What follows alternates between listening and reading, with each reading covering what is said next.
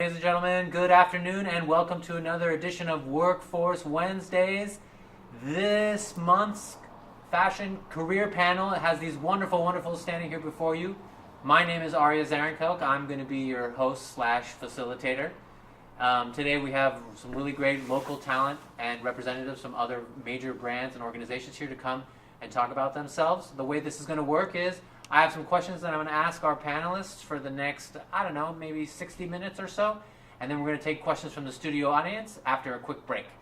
Thank you so much for tuning in. And we're going to start by having the panelists allow yourself to introduce yourself. Hi, I'm Natalie Burke. I'm a recruiter at Old Navy. And I have a background in fashion and retail. My name's Dario Smith. I'm the director of product at a made-to-measure men's fashion house, Ice and Triple Thread. I also do photography and product development. Hi, I'm Rebecca Kahua, and I'm the owner of a sewing contractor, DAD Sewing House here in San Francisco. Excellent. Thank you, panelists. I would love to start by hearing, to answer this question, what did you want to be when you were younger, right? When you were first thinking about careers, what was the first thing that came into mind? And feel free to, whoever wants to start can start. It doesn't need to go in this order, per se. Let's start. I initially thought I was going to be an animator at Pixar. Did not happen. For me, I didn't know what I wanted. I just knew that I wanted to be in a position where I had the ability to create freely and to just be my own boss. But I just wanted to be creative, so I didn't have a specific thing at all. When I was younger, I wanted to be a doctor. That clearly went in a different direction. I would say as I got older, I definitely wanted to be in touch with the creative space. I didn't know how that was going to translate yet, but definitely wanted to be in touch with fashion. Interesting. It's fun to notice how whenever we start out on our career paths and journeys, we never really know what the goal is. We just have like a vague framework that we're always kind of working with. I'm sure that's very similar and common for a lot of people. Panelists, I would love to know, when was the moment you knew you wanted to be connected with creativity, with the arts, right? So Daria, you talked about like wanting to be an animator for Pixar. Natalie, you were talking about, I just knew I wanted to be in creative space. Same thing with you, Rebecca. What was the moment, or, thinking about like the time or the epic in your life when you knew, yes, the creative arts, that's what I want to do. That's what I want to be involved in. I can start. I was heavily involved in music when I was younger. Started playing the piano when I was 5, but in high school I was into singing and took voice lessons, part of a big choir group, and I think having that experience in the creative space musically really kind of got me inspired, and if something I was good at, it was something I enjoyed. It sounds so cliche, but I kind of knew when I was younger. My grandfather taught me how to draw when I was about 4, and I still to this day, like if I find a napkin or if there's a blank piece of paper, it just looks like something that should be drawn on. And that translated into a bunch of different creative ventures, I would say, up until I got to fashion. So I had started a small t-shirt line out of high school. I would say before that, there was a program I went to at San Leandro High called SLAM, which actually was my first introduction into like digital creativity. And there were classes there that taught us like Photoshop, and took my first photography class there. Somewhere in my trajectory, I attempted photojournalism, but found out quickly that wasn't what I wanted to do. So I would say I've pretty much been in creative space my entire career. So for me, there was never like a perfect moment that I knew I was going to go in a creative direction. But in general, I hated academics in school. So I knew that wasn't the route I was going to go to, because I was going to hate it, and I knew I wasn't going to finish if I decided to go higher education. There was no way I was going to finish college, say, if I didn't do something creative and that I enjoyed. So that's when I was like debating on what route to go, either fashion or interior. And then I really hate math, and I took an interior design class, and there's a lot of like architectural math, and I was like done, dropped out. And then I went to the fashion, and there's still math involved, but it wasn't as hard. But and I did that, but I didn't know if I was gonna go fashion or what route, but I just knew I was gonna explore that, and that's kind of what I did. Interesting. So if I heard all y'all correctly, some of you were already directly connected to creativity through things that had nothing to do with fashion, and it still inspired you. And some of y'all were like, well, I don't like everything else, so I'm going to just stick with what I like, which is totally fair. I think that's really cool.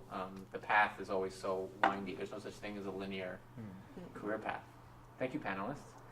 I'd love for you to share with the studio audience your very first non-fashion job. What did you do? Who was it for? You know, what was the experience like? I haven't had a non-fashion job. Ever? Yeah. Wow. So, I don't know, Jealous. it makes me rare, but yeah, I was lucky that I had the opportunity to kind of jump in straight out of college. So, Okay. Yeah. We'll get to that in a moment. I would say, what was my first non-fashion job? Bussing tables. It was my first job was actually a fashion job. My second job was my first non-fashion. Who did you bus tables for? What was the name of the restaurant? Uno's Chicago Grill. Hated it. Hated it. So for me, it was grocery store, Safeway, and I actually worked there through my entire college education, which was good. But that's when I realized that I had to go to school, because if not, I would be in a career that required me not to use my mind and my creativity. Just like I was like a zombie, just scanning groceries. And I realized it's the type of job that I would get if I didn't have an education. So in something. So then I was like, all right, let me go back to school. And then I had to choose, like I said, chose something that I was interested in, and then started pursuing that. So yeah, Safeway. Excellent. Thank you, Dario. Thank you, Rebecca. If I may ask a follow-up to that, what were some of the skills and experiences that you gleaned from your non-fashion job that you then put into your fashion work? I'll start on that one. We're talking about the first job I had, which was Safeway, and in that, like, I learned that I had a lot more to offer, like I mentioned, than just being a zombie and a corporate kind of employee, and I wanted to be able to use that and use my mind. But just in general, working outside of fashion, everything that I've done, and all these other little attempts and careers and projects that I've worked on, interning, and I've helped on movie sets, I've helped on, I started a nonprofit, and all these things that I learned from those experiences all applied later on to what I'm doing now, which was obviously really valuable because they were all things I didn't know. But once I chose my business path that I have, which is a nonprofit, the Designing a Difference, where we train people, teach them how to sew, help them get jobs within the fashion industry, and then now my business side, which is a clothing manufacturer. So all the skills that I gained from being at Safeway, I actually became like the manager right away, like pretty early on, just because I was bored and I just wanted more responsibility. So that leadership qualities came in when I was organizing the nonprofit and organizing charity events. Again, the leadership quality and ability to reach out and ask for help and build a business plan type thing, that all came into use when I started my business. And then working on movie sets, I helped actually raise funding for a movie. So I had to raise funding for my business as well. So all these little things that I did was so random, had nothing to do. I was organizing groups to feed the homeless in San Francisco, nothing to do with like fashion, right? But I actually took that passion for community service and fashion, put them together, and created this idea that I have now, which is Designing a Difference, which is these two passions put them together. So for me, like I always tell everybody, it doesn't matter if you don't have a straight career path that you want to be in, just keep active and keep doing stuff. Keep taking classes, volunteer, intern, go to events like this, talk to people, and that it all applies at the end. So.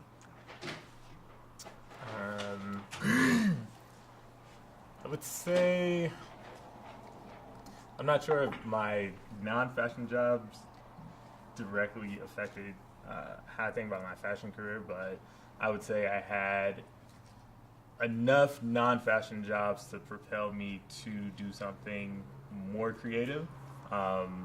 Short story and kind of how I got into fashion. I don't know if that's a question that's coming up. Yes, it's not a question, but please. So, 2010, I was working at this medical supply warehouse because, similar to Rebecca, it was like I was going to school, and what I was going to school for, I wasn't happy with. And I was like, let me take a step back, get a job, save some money, and then, figure out what I want to do and then go towards it. I hated this job even more than the busing. It was like a 6 day a week, 60 hours a week forklift operator situation. Had nothing to do with being creative, but I realized while I was in this job, I needed to suffice my creative passion. So I taught myself how to build bicycles. I was doing street bike racing on the weekends or whenever I had free time. I had also started my first car building project, and a bunch of these things that were telling me you need to do something more creative. And just so happened, I was on my bike. It was July 2010. I got hit by a car. Went over my handlebars, snapped my collarbone. I was out for 9 months. I couldn't work the forklift operating job because my shoulder was not functional. Lost my job, and my idea of making a better impression in an interview, because I was I needed to get a new job, was to change my wardrobe. And that's where my real interest in fashion started, because I was able to see how differently people perceive me based on what I was wearing. And that propelled me to seek more knowledge about menswear specifically, but fashion overall. That's beautiful. That's beautiful.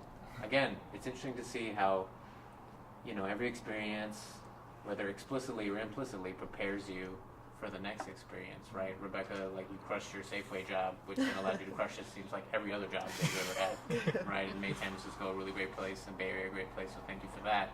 And Dario, you had to get hit by a car in order for you to be oh yeah, I should do this fashion thing. That's great.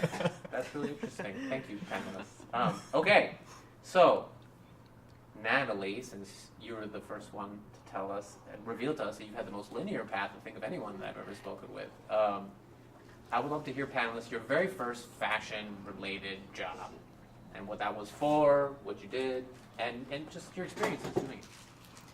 Yeah, I mean, it may have been a linear path, but it was sort of a happy accident, I would say. I started in retail sales, and I think that's a first job for a lot of folks as well, is just selling fashion on the sales floor.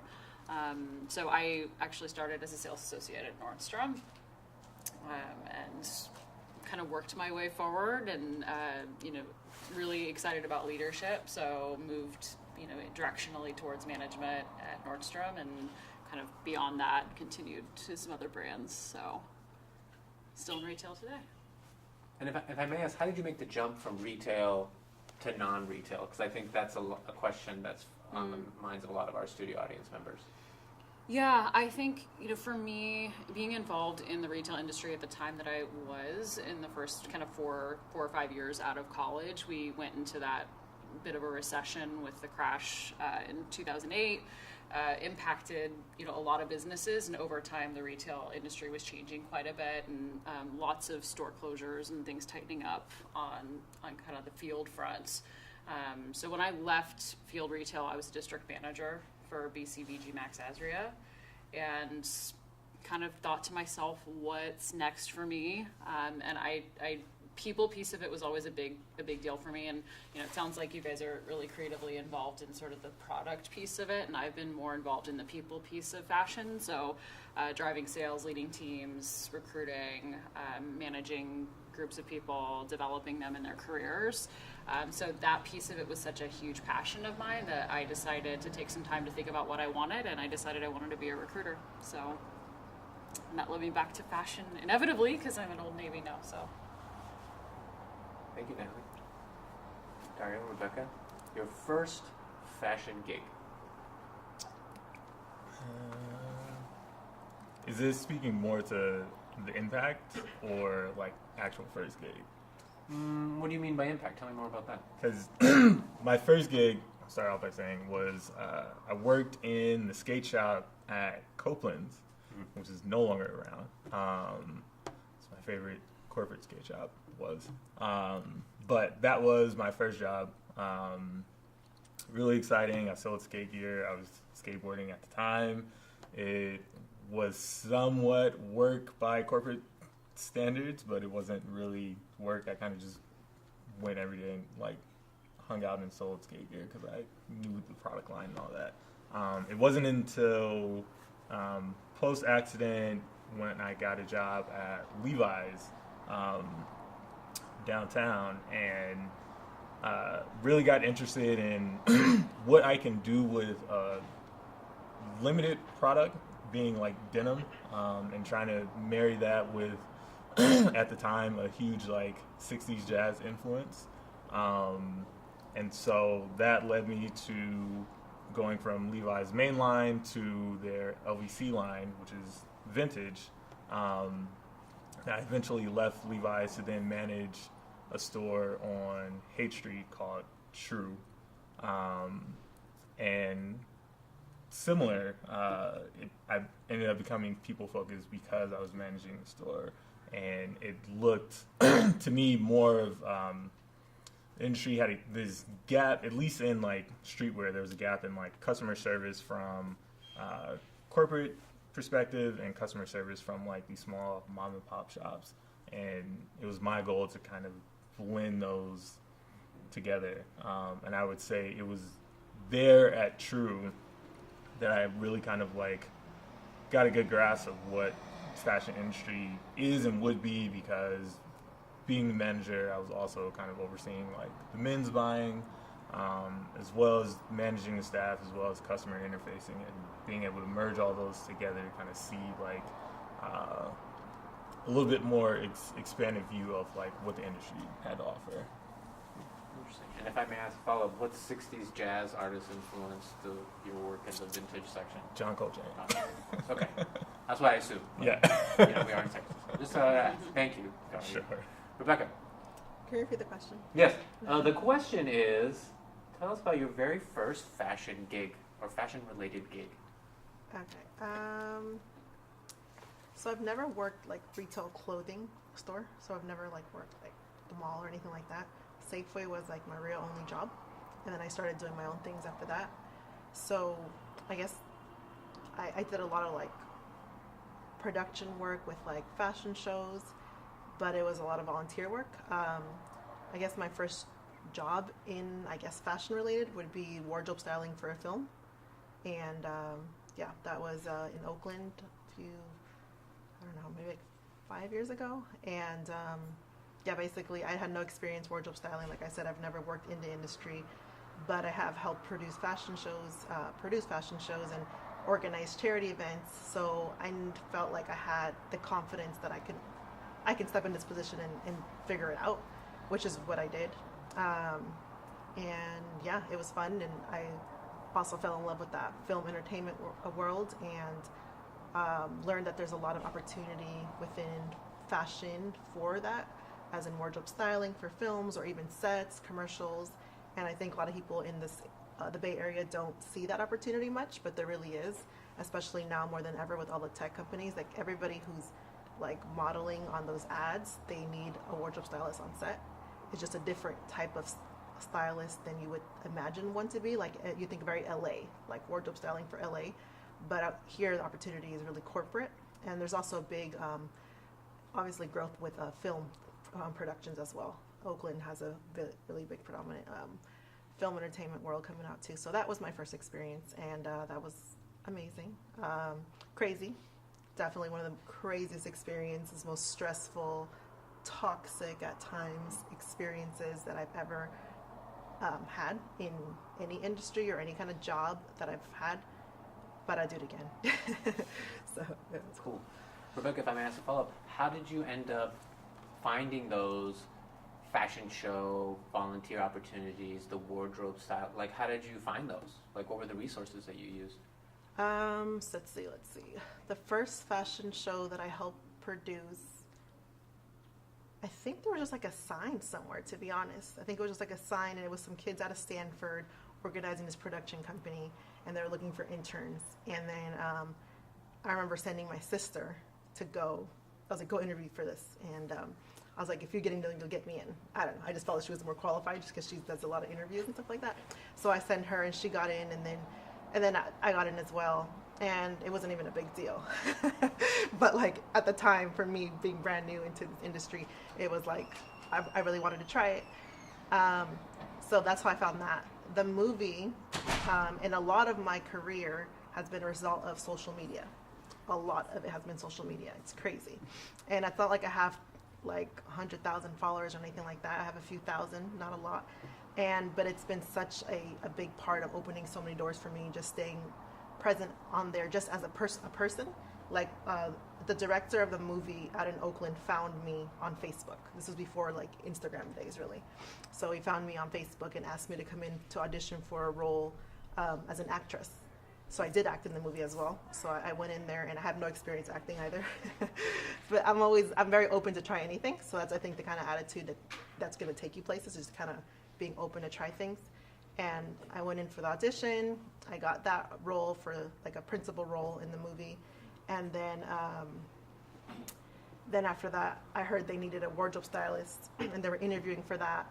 So I decided to ask the director, like, hey, I'm actually in fashion. This is what I went to school for. Can I actually interview for that as well? And he said, yeah. So I ended up getting that as well. So now I was kind of doing both at the same time. So that's part of the reason why it was kind of crazy. Yeah, so just being open-minded. Yeah, I mean, one of my biggest clients now as a contractor, as a sewing contractor, they found me through a hashtag. And they're one of the biggest corporate companies here in San Francisco, well, in the world. So it's amazing how hashtags and social media really can open doors. Okay. Thank you so much, panelists. I really appreciate that. So if I was hearing that correctly, a lot of the times it's being open, saying yes, taking positive risks, as well as also not being stagnant, not being complacent, and saying to yourself, okay, am I satisfied? Am I happy here? Yes, no, maybe so. If not, what's the next step? Where can I move beyond that? And it also really sounds like it's people to people. It's like personal relationships, ultimately. You know, Natalie, in your case, I was managing people and managing projects, and that helped me expand. Dario, in your case, it was like, well, I'm not really super stoked on where I am, and I need an impetus to move. And in Rebecca, in your case, it was, you know, taking a positive risk and throwing yourself in a situation and you didn't know what was going to happen, and it's Stanford related. So, interesting. Okay, what is the most important non-technical skill in your mind and from your experience to be successful in fashion? Networking is, I feel like, especially as an entrepreneur or trying to do your own thing or trying to be independent, that's huge. And just being able to maintain relationships, and in order to do that, you have to kind of have something to offer as an individual. People, like, I do know a lot of famous people, influential people. I know a lot of athletes. I know a lot of celebrities, and people are like, how do you know these people?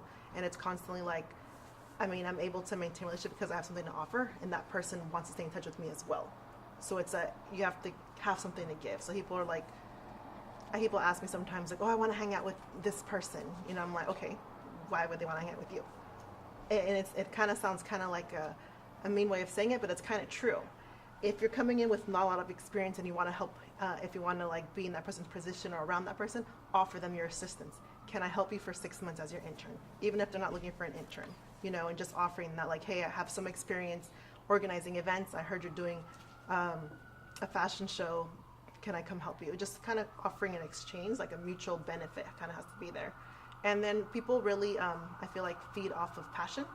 So if you constantly telling people what your dreams are, what your goals are, people want to help people.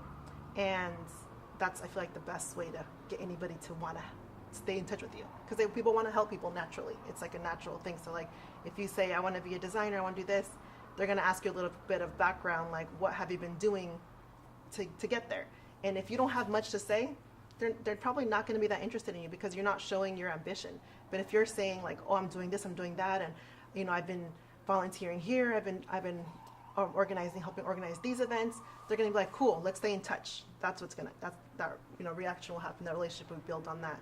So definitely networking. I've been blessed enough to be able to so far get through every door that I've tried and have attempted to. Things I wrote in my business plan just kind of came to me, it seemed like companies that I wanted to work with came to me before I even try to reach out to them. I just think putting it out there, putting it out in the world is going to just help. And then telling people. So everybody in this room that you meet, tell them what you want to do, because they're going to keep that in their mind. And if they need somebody one day, I'm like, oh, remember that girl I met at CCSF? She wanted to do this. Let me reach out to her. Maybe we can partner on this together. And that relationship just grows from there. So networking for sure. And what would you say to the haters out there who don't believe in networking? Who say, I've tried networking and it has not opened a door for me. What would you say to them? I mean, I think, like I mentioned, the number one thing about networking is just having that positive mindset. So if you're entering something with a negative mindset, that you already have, that's what you're going to bring out. That's what you're going to bring back. That kind of energy you're going to get returned to you. So doors will continue to shut because you're bringing that attitude into it. So yeah, for me, like when something doesn't work for me, it never makes me upset. It never demotivates me. It's like, okay, cool. What am I gonna try next? That's the only thing, because for me it's like almost like fun. It's like I feel like life is just a big game, and I have nothing to lose but keep trying. So why not? So that's kind of it. Thank you. Mm-hmm. Yeah, I'll go next, because to piggyback on that, I guess to answer the same question, in terms of networking, I'm obviously in the recruiting space. I always say there's never a conversation that I didn't take something away from, even if it didn't open a door for me or get me my next job or get me somewhere down the road. I always learn something. I talk to candidates every single day, and I learn something new about a skill set or something new that's coming into the industry, or what another company's doing right now and how I can share that information with my team. So there's always something that I'm learning from every conversation that I have. So. Can I ask you something? So based on, as you're a recruiter, I haven't interviewed for a lot of jobs. So what do you look for in somebody that you're going to employ? Yeah, well, actually, that's interesting that you asked that, because I think my biggest non-technical skill that is important in the fashion industry is communication, ability to present yourself in a very elevated way, be able to communicate the why behind your creative designs or whatever the lane is that you're in from a functional role perspective. It's really all about how do you present, how do you speak to your work.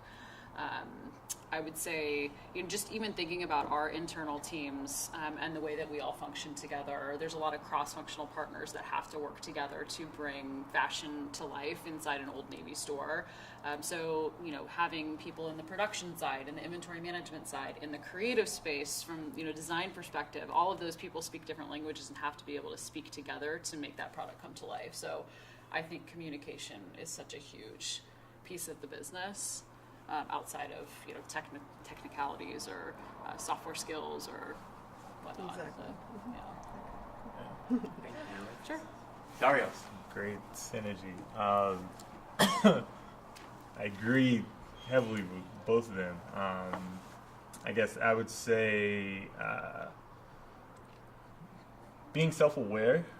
It's not so much a skill, but fashion space changes often, and a lot of times it's easy to lose yourself kind of chasing what's going on. And I think similar to what Rebecca was saying about being able to network and really show this is what I have and this is what I have to offer, and being very honest with yourself about what it is, where you are in your position or in your trajectory, and where you're trying to go, and what you can trade to get to your next step. And that really comes from understanding like who you are and how you can impact. Because fashion space, or any industry for that matter, you don't want to just be the person who is status quo. You have to be able to offer something new and next, and the only way you can do that is by really listening to yourself and being able to bring out the best product you can. Wonderful. Thank you, panelists. So to recap, networking, very important. And then the kind of sister to that is clear and concise communication. And something that I really truly believe in and I coach clients with is knowledge of self. Knowing what are the strengths, what are your areas of improvement, and then really leaning heavily into the strengths and then working on your shadow side. Nothing wrong with that. Nothing wrong with that. Thank you, panelists. I really appreciate the non-technical analysis because we are in San Francisco and the Bay Area is like super tech, Yeah. right? And I think we forget that we're human beings and we're not really built for that stuff. Okay. So my next question for the panelists is, what was your worst fashion gig experience? My best was my worst too. Oh, okay. Cool. Because that was the next question, but I would love to hear the yin and yang of that right Yeah, now. so that the movie set again, it was an amazing time to be on the film that I was on. It was actually for Marshawn Lynch. They're filming a movie about his life. Oh, wow. And it never came out, but it was a crazy experience. And I don't know if I should say, the director was a little crazy. So we dealt with a lot of like back and forth. You know, you guys heard of the Me Too movement. A lot of that stuff as well was going on. So it was just a toxic environment, but it was also so exciting and around so many amazing young people that are really excited to be a part of something so big, especially for the community and the people that there was kids involved as actors, there was adults, there was teenagers. It was just such a diverse cast and everybody was just excited. But then we did have to deal with some hierarchy that wasn't the best people to be around. So, and then in a very small budget, and a lot of times I think in fashion we deal with that, especially in the Bay Area. Fashion is seen like under the radar. It's not seen like an affluential kind of thing that's really respected. So like when it comes to even designing, people are like, oh my God, this is how much it's going to cost to make one thing, or even on set for a small film, they might not have the biggest budget. So just having to dress 100 people on like a very, very small budget, I think it was like $1,200 to $1,500. Wow. Yeah. So, I mean, I like challenges. So for me, again, I reached out to my social media and I was like, hey, we're reenacting the hyphy movement, which is really fun. So I'm the same age. Marshawn and I are the same age. So I lived all that. 2004 hyphy movement, you know, that era was my era. So I actually had some stuff from high school that I still kept. And I just reached out to all my friends, social media, posted like, who has any stuff from 2004, 2002, and specific things like J-Lo velour outfits were really in. Back then we had the Payless white shoes. I don't know if you guys remember those like white shoes that I used to wear. And just like Rockaware, Baby Fat, all that kind of stuff. I'm like, who has that? So just reaching out to them and just thrift shopping and just making it work. So that was definitely hard, but again, it was amazing. So yeah. Thank you, Rebecca. I have a couple of things that are coming to mind. Again, I've been in the business-related side of fashion, where it's really the selling piece of it. And I think sometimes we forget that it's such a creative space, but there is a business part of fashion that's kind of, you know, the purpose is to get it into the hands of the client and, you know, produce a sale to some degree. I know, you know, that's not all of it, but it's definitely a piece of that.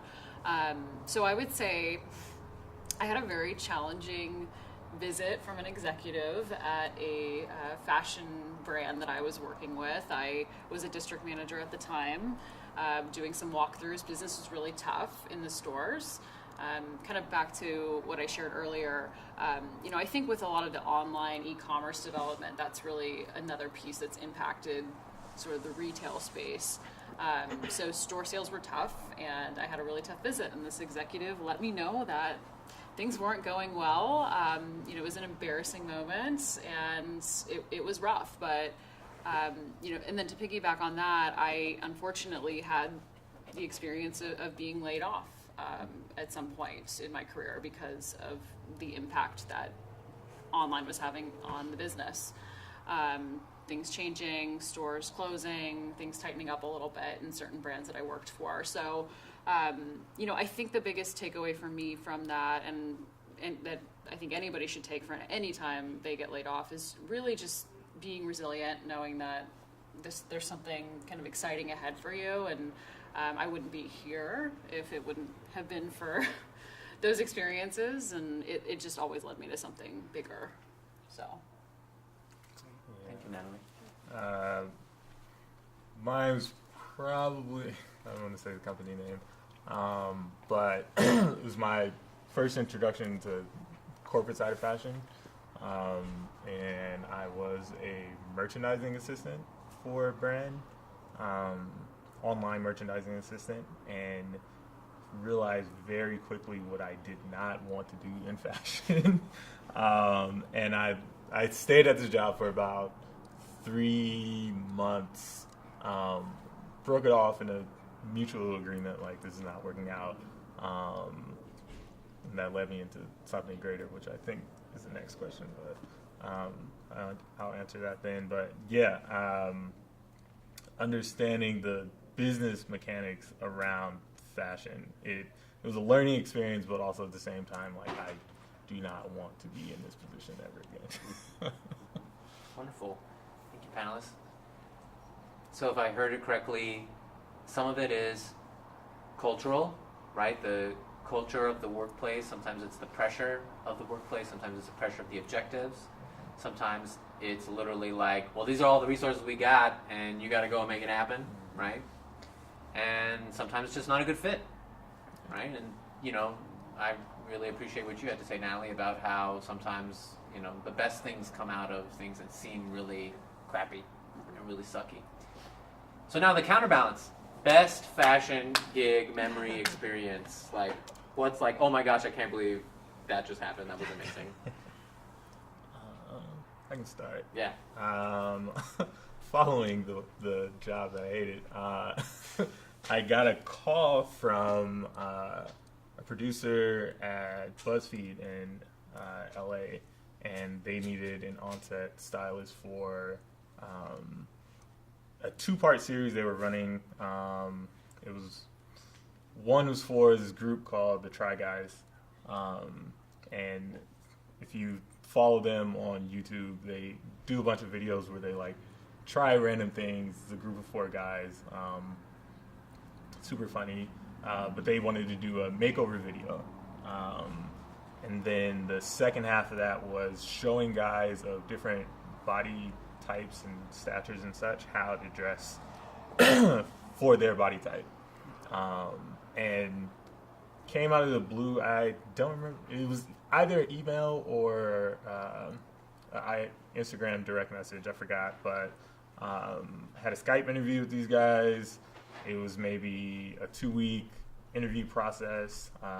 They flew me down to LA. Spent the week shooting 2 separate videos. Had to purchase, and Rebecca had a limited budget to purchase and style multiple guys for multiple videos. But I would say it was probably the funnest time I had, especially being able to say, like, you know, I've done this, it's recorded, it's on video, these are my views about how guys should dress and how to properly dress for your body type. Those videos, because I don't want to sound too modest about it, because I'm actually really excited, but those videos combined, I think, are at like 15 million views or something. Yeah. That's great. So for the dudes paying attention at home, or those who see themselves as dudes, what are like some 2 or 3 really quick tips for how to dress as a body type for a man? Because I want to know personally. So you're here, so I might as well do that. Fit and comfort first. Going back to what I said earlier, being very self-aware. I think the industry has led a lot of guys astray to thinking like slim is fit, and that is not the case. Even for guys who are slim, like the slimmest silhouette is maybe not something that works for your body the best.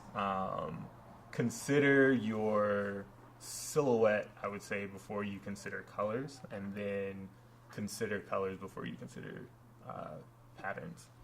Great. Thank you, Dario. I appreciate that. Natalie, Rebecca, the best. The best. I guess I'll go. I guess I told you guys already. But I guess if I'm going to say the best, my favorite is what I do now. Honestly, every day is fun. I basically channel my creative outlets every day in several different ways through several different people's projects. So people come to me with a design that they want to sew, and I have the manpower to sew them. And I help them, help edit their designs and get their idea to actual tangible product, which is fun because I get to dab into so many different worlds. Interior design, which is something I considered. I do decorative pillows. I've done meditation pillows. I've done all lanes of fashion: men's apparel, women's apparel, knits, dresses, tops, wovens, and also a lot of opportunities coming up about wearable tech. Obviously, we're in this environment, and there's a huge need for it. So I am learning about a lot of wearable tech now, signing a lot of NDAs because they have a lot of backing and these crazy teams behind all this amazing wearable tech. So yeah, so I just get to, it's like a creative explosion of I just get exposure to so much. So it's really fun because I get to learn and experience so many different lanes. So it's I didn't have to choose one. I got to do them all, which is great because that's how my brain works. So yeah, so what I do today. Thank you, Rebecca. I would have to agree. I've recently had just sort of an aha moment that I'm kind of where I want to be right now. Kind of marrying two worlds that are really important to me, the fashion and the people, and working for a really amazing brand. So definitely feeling the same way. I have to say though, just from a moment that occurred that was really kind of impactful to me and was exciting. I'm like, wow, I've really come and really made it here in the industry. Was meeting Michael Kors. It was pretty special. We got invited to the showroom as a team, and it was exciting for everybody. But being there amongst the products, seeing the products that were coming, in the coming season ahead, and then to have Michael come in and talk to us and tell us how grateful he was for all the work that we were doing out in the front. So that was a pretty cool moment. All right, thank you so much for tuning in for another wonderful edition of Workforce Wednesday's Careers In. Today we have wonderful, wonderful panelists from the fashion industry. And now it's time to take questions from the studio audience. So a first question is open to all panelists. Can you please share your best advice on how to learn to communicate and sell your ideas effectively? So not the part about how to sell your ideas, but how to learn how to sell. Does that make sense? Like resources, tools, experiences.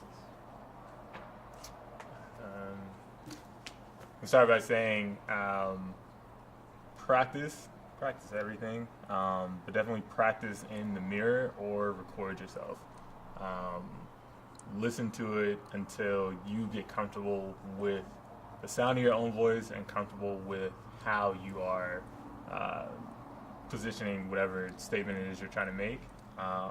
And just make sure you're fine-tuning it as much as you can before you actually have to present. And think of things like, if you're saying if you're saying likes, if you're, have a break in your speech, because whether people have taken, say, speech courses, most people are able to notice when you're feeling less than confident in what you're presenting. So I would say definitely practice, get comfortable with the sound of your own voice. I had the opportunity, was lucky enough to have the opportunity with one of the brands that I worked for many years to take a lot of classes So if like you're a part of an organization or somewhere here where they offer some sort of coursework and presentation skills, that's something that really helped me. And then taking that and practicing it to make it perfect. I was somebody who was just terrified of presenting anything, whether it was to a couple of people or to a room full of people. That really was a game changer for me. Was just taking coursework in regards to presentations and how to convey my ideas more effectively. And I don't get nervous anymore, which is crazy because I used to be just such a shy kid, and like I would skip a speech class so I didn't have to give a speech in front of a classroom full of people. So. And you would never guess that. Oh, right? thanks. You would never guess that. Well composed. I love it. That's great. Thank you, Natalie and Dario. Rebecca? But what they said exactly, practice. If you're not good at communicating or speaking out loud, or definitely just practice. Do it over and over in any way you can. And you can practice, like you said, in the mirror. You can just practice with people that you don't know. Just like I said, showing your passion and communicating and constantly talking, I think just really helps. Also putting yourself in like classes that are going to help, not only in maybe communication, presentation classes that her and I were talking a little earlier, that it's so important to be able to present your ideas or your thoughts, even if it's in a formal PowerPoint presentation or if even just in general, because it's almost like you have to learn how to be persuasive and sell whatever it is you're trying to sell, or even sell yourself for a position. So you have to be able to articulate that and in some way. It doesn't have to be so like formal, but just some way be able to passionately have that person understand your passion for that position. So definitely classes, practicing, and just talking to anybody. And from what I did, I was also really quiet, like middle school. Like I was really, really shy, and I knew I wanted to get out of that state that I was in. So I put myself in the most uncomfortable positions so that I can. So I entered a pageant. So like, I mean, that's like the most awkward, like you have hundreds of people looking at you, even in a bathing suit, and you're answering questions on a mic, So, I mean, there's not much more, something harder, I feel like, than that.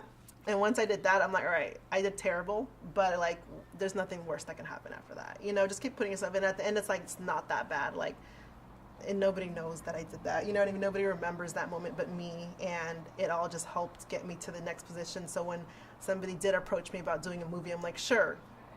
And, like I've already embarrassed myself before. It's not a big deal.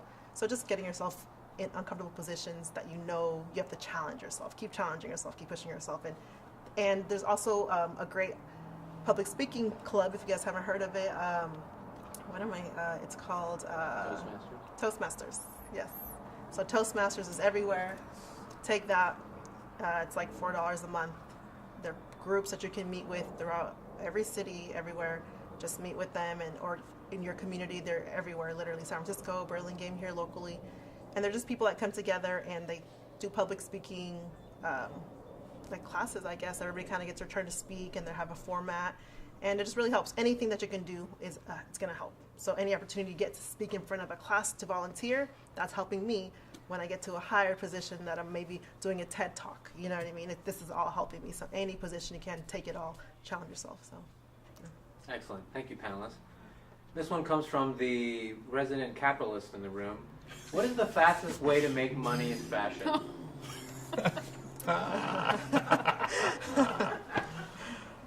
Man. Fastest way. The fastest way, yes. Sell the shirt off your back. Right. Talking fast. Oh my gosh. It's hard because it Yeah. depends on. Fashion is very broad, right? Because it's not just clothing. I would say before I was into garment making, I actually started making accessories because it was easier. I thought it was, something small people can carry, like little wallets, keychains. Actually, this bag, just like flagship. This is not a promo because I don't make them anymore. But yeah, just figuring out who you want to sell to and what they want to buy, and then make that. I think we're at an interesting time because I think like the barrier to entry is so much lower with the access that everybody has, whether it's like an Etsy shop or something like that. So it's like a very low overhead, low cost start to a business to get your product out there. So it's a good time. Yeah, and like fast is, it's in fashion, like I said, is really broad. But I mean, I guess if you look at the structure of retail in the past, the main floor is accessories. In every like big store that you go to, department store that you go to, so accessories has a value because everybody kind of can buy it. It's easy, accessible. So, but then like if you're talking about like production, I mean, people make really good money just off screen printing and selling their shirts. It's you're buying a blank and you're just putting your design on it and then selling that. It's quick turnaround, so that's a quick way to do it. So, yeah. Great. Thank you, panelists. So, screen printing, figuring out who your market is and making what they want, and then selling the shirt off your back. Those are pretty good. Those are pretty good. Thank you. Panelists, our next question for the studio audience is this concept of job stability. Used to be more of a guarantee, and now due to the gig economy, thank you capitalism, is mostly contract work.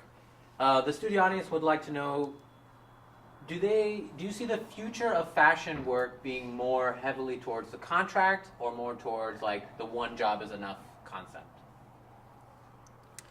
I think it really depends on where you're looking. I can speak from my brand perspective of where I'm at. We're mostly looking for people looking to build a career, a long-term career. We want to coach you and develop you and see you grow. And we have folks on our teams that have been there for 10, 15, 20 years. I hear the question, and it definitely resonates with me because having been in recruiting for the past couple of years, I have seen an influx of contract work.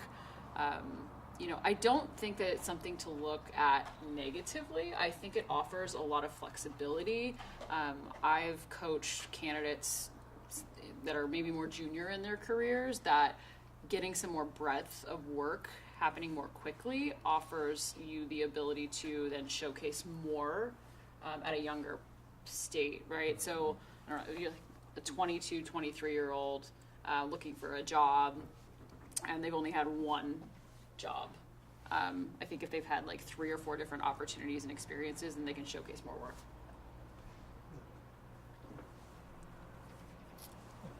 Repeat the question. Yeah, I guess if I'm reading this question correctly, it's like people want to know, can I expect that the future of fashion will be more contract gigs, or will it be more like full-time gigs with like benefits, that kind of thing? Like from your perspective, what have you seen? I mean, I would say there's an influx of contract gigs out there, but I think, as we were talking about earlier, fashion is not just the creative side. There's a lot of analytics that goes into fashion to make sure that you're making the best product, or you're servicing the right clientele and things like that, and all of those are transferable skills outside of fashion that I think you can use across multiple industries. So for fashion specific, it really, like we were saying, depends on what level you're at. Like currently, I'm in a founding member of a company where I'm doing multiple jobs. It would be great to hire someone on to do at least one of those really well.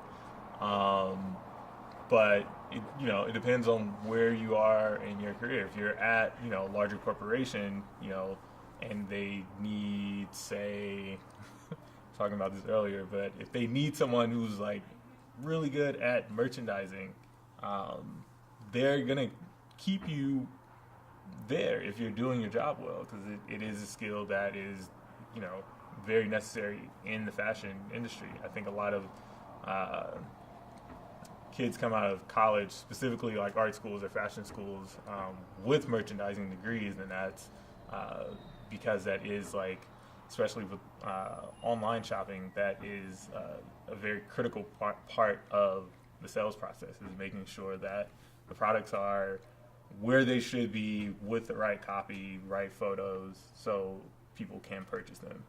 And it sounds simple, but little mistakes of like wrong photo, if it's the wrong price, if it's something weird in the copy and people just aren't gravitating towards it, like you in a merchandising position, that is your responsibility to be able to survey that and make sure that the customer is able to make it to the site and purchase the product, keep the company running. Awesome. Rebecca, do you have anything you want to add? I guess it just really has to do with what perspective and position you're looking at in the industry. Because I feel like if you are more corporate, if you're working a corporate job, they're looking for long-term contracts. But it was interesting, today I had a conversation with somebody who came in with wearable tech, so she's a possible client, and she's developing this wearable technology outfit. And they need to find a partner, a sewing house, and I am a sewing house, but none of the other sewing houses in the area want to work with them because it's really tedious work, and it's not large-scale production. It's more like small prototype runs, 100 units. So it would be, I could do that for them, and I could take the time out to learn how to sew their product. But the thing is that, guess what? Their technology changes so much that this prototype might be completely thrown out, and they're going to do another prototype, so I'll have to relearn that one, or it doesn't even require any sewing anymore. So I just learned that for nothing, So like that's definitely like short-term contracts. So there's a lot of different lanes, and I think there is a lot of short-term like contract kind of thing. One-off, like somebody mentioned, is happening, but I think it's in a whole different lane. So it's interesting to see where it's going because there's so much change, especially here in the Bay Area. So I could see how that question kind of came about because I just encountered that today. Like, yeah. If I may Yes, add please. to that, the contract thing in fashion, I think, is not as unstable as people may think it is, and I think that's kind of where the question comes from, but effectiveness in a contract position will pretty much solidify your stability going forward, I think, in fashion. Because a lot of times, if you're like a great graphic designer and the graphic you created for this t-shirt company is selling well, they're going to come back to you. And more than likely, if you keep producing at that same rate, they're just going to ask you to just stay with the company. So, yeah, so keep that in mind. Networking is important. Networking is important. And maintaining those relationships. Yes. So even when I have a contract, guess what? I'm even though I don't talk to the person who got me the position that I have with this company, I'm still reaching out to that person and maybe inviting them out for coffee. Let's catch up. Let's or inviting to. I throw parties sometimes, so inviting it to our party, and they're pretty cool. People want to come, so things like that. So maintaining the relationships is just as important. Wonderful. So it sounds like sometimes it depends. The bigger brands will offer more stability.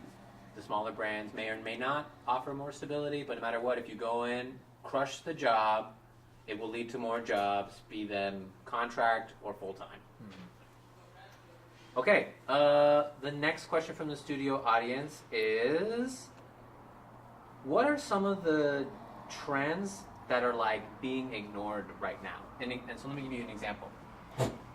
Right now, a really huge thing in streaming world or video production world is video game streaming. Mm-hmm. And like streaming video game battles, right?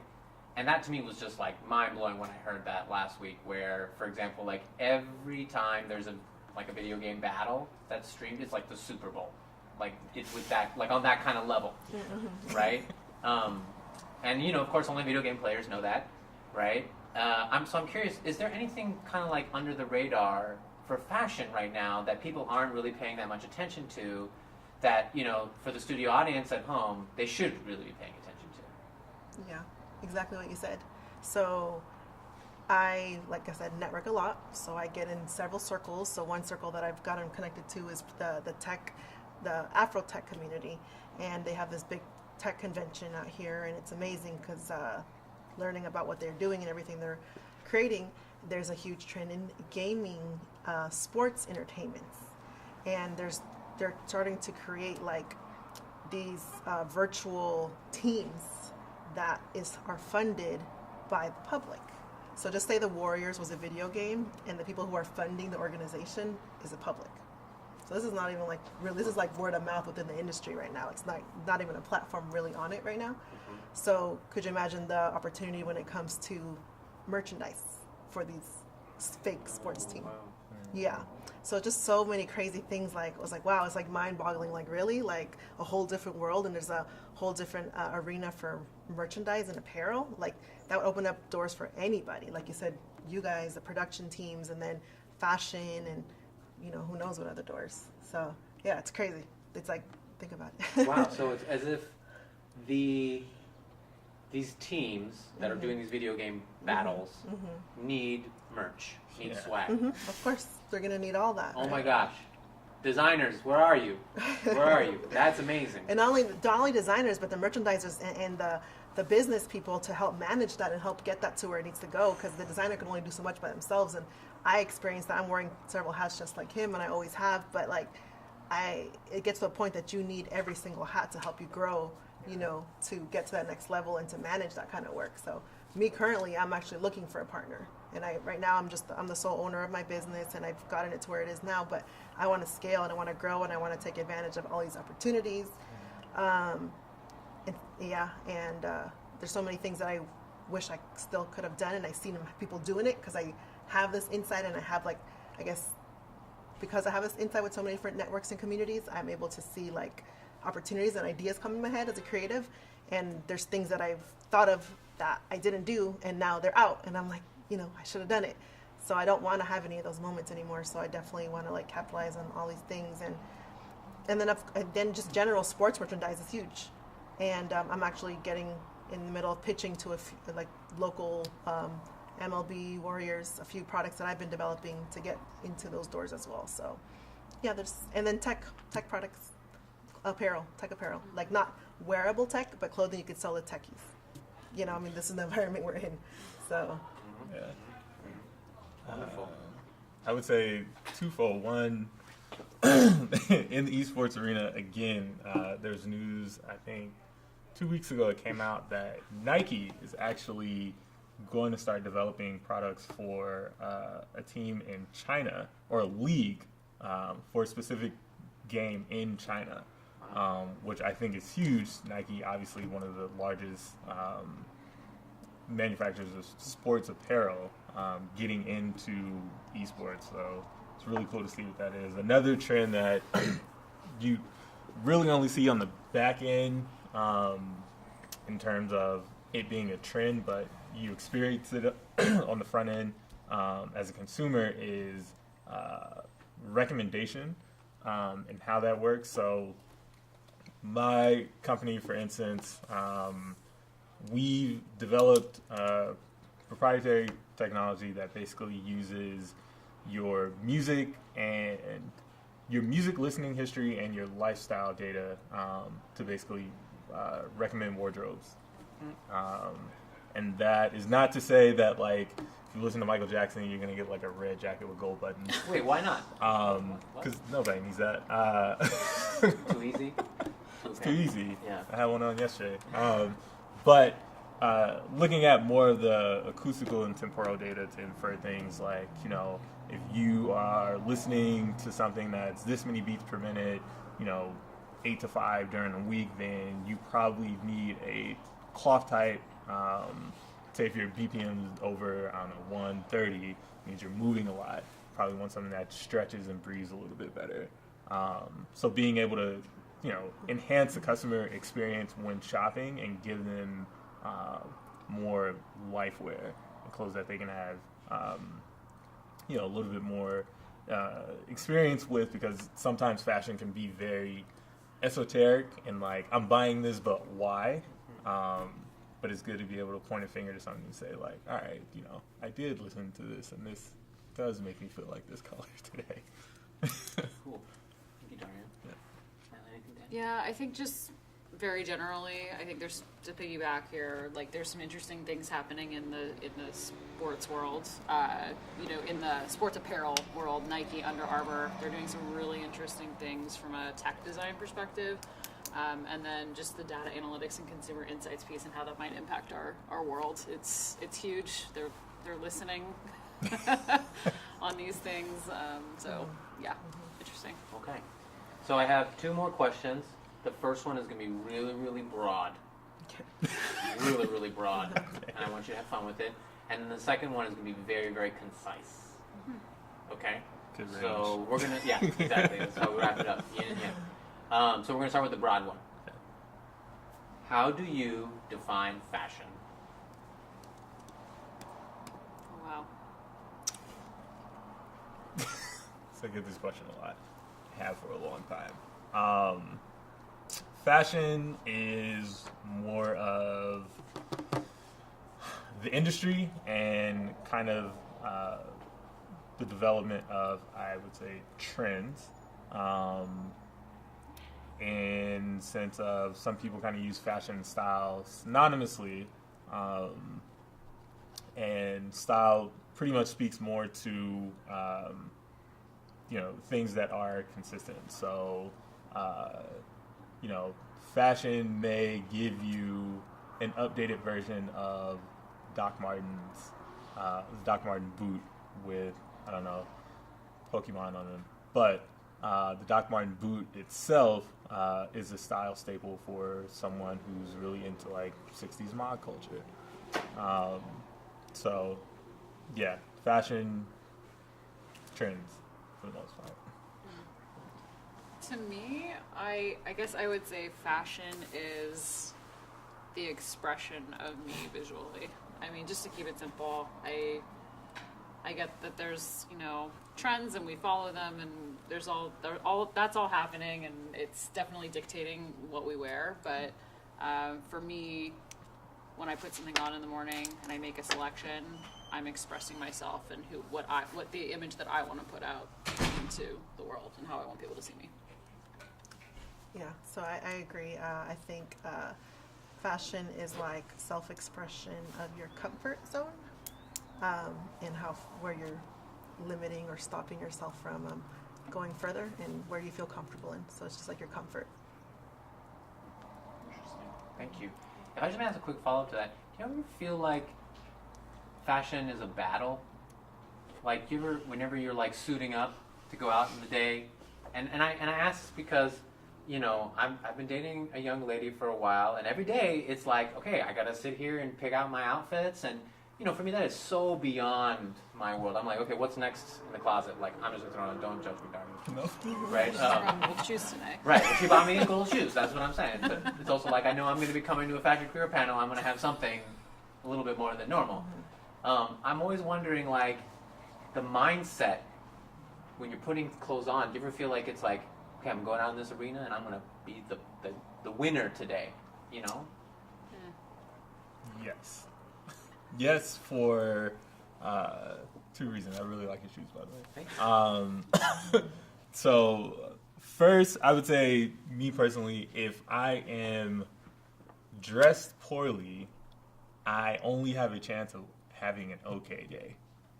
But if I'm dressed well and I have a pretty crap day, my own presentation can actually elevate my mood.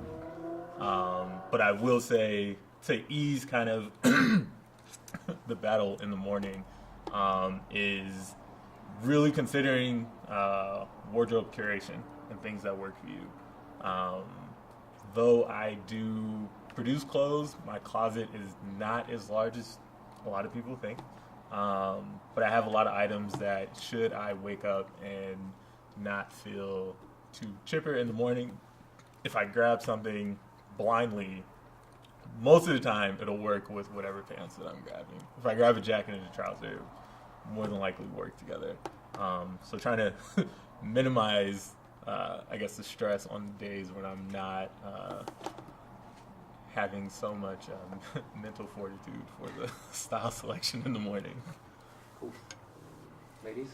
Yeah, I totally feel like definitely dress for the occasion, and I plan out if it's like I'm going to Atlanta end of the month. I already have my outfit I'm wearing.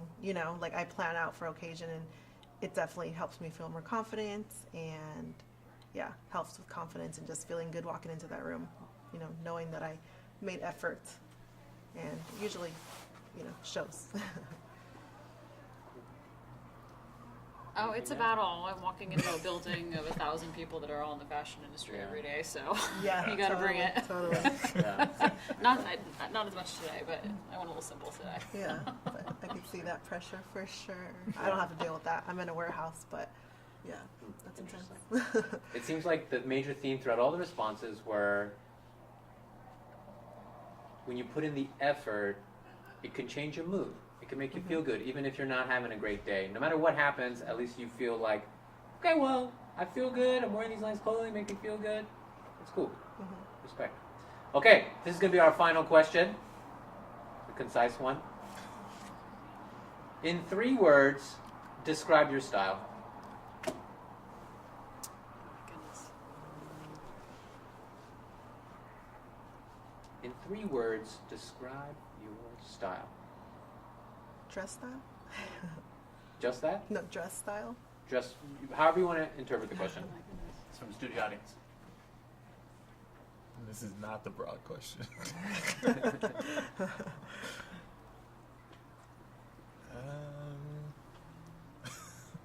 I have one word. Is that fine? Yeah, totally. 3 words or less. Kind of made up.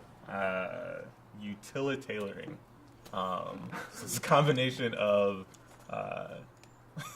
tailoring for function. I always, make sure that I'm comfortable. Kind of what I was saying earlier, really conscious of the silhouette, and then making sure that however I'm dressed that day, I can move about my day comfortably. Thank you, Daria. Okay.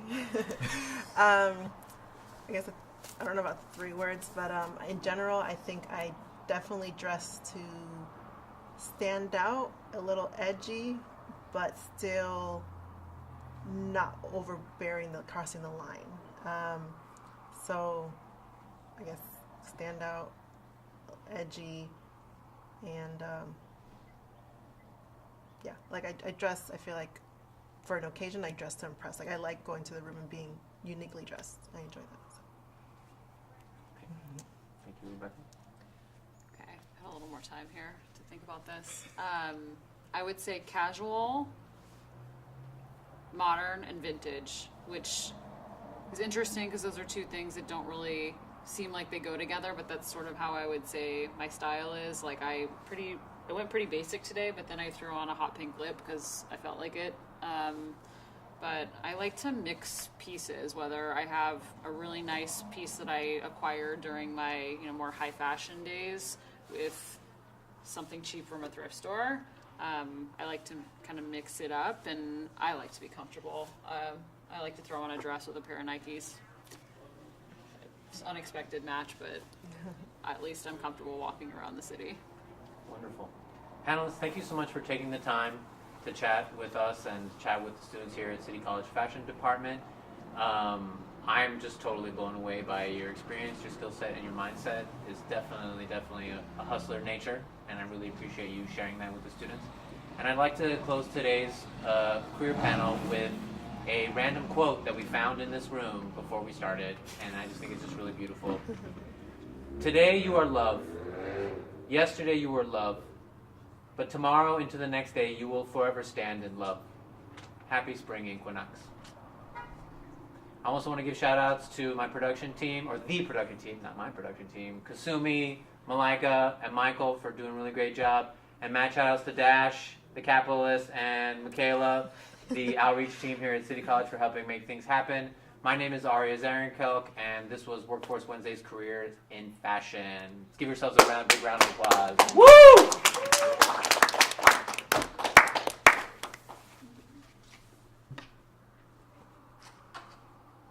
Okay.